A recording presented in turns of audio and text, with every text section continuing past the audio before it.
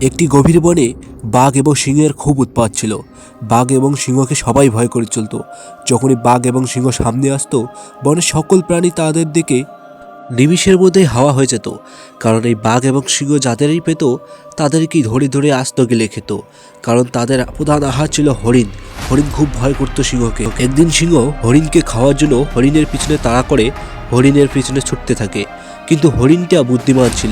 সে বুদ্ধি করে একটি গুহার ভিতরে প্রবেশ করে ফেলে। আর এদিকে বনের অন্য সিংহ এবং বাঘগুলো খুঁজতেছিল সেই সিংহকে। কারণ সেই সিংহ কোথায় গিয়েছিল তারা খুঁজে পায় না। সেই সিংহ গিয়েছিল হরিণের পিছনে ছুটে হরিণকে খাওয়ার জন্য।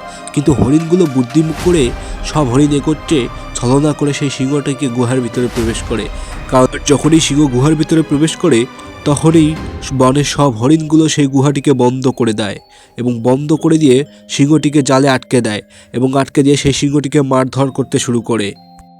আসলে এর থেকে প্রমাণ হয় কেউ যত বড়ই শক্তিশালী হোক না কেন, সবাই একত্রে থাকলে সে পরাজিত হবেই।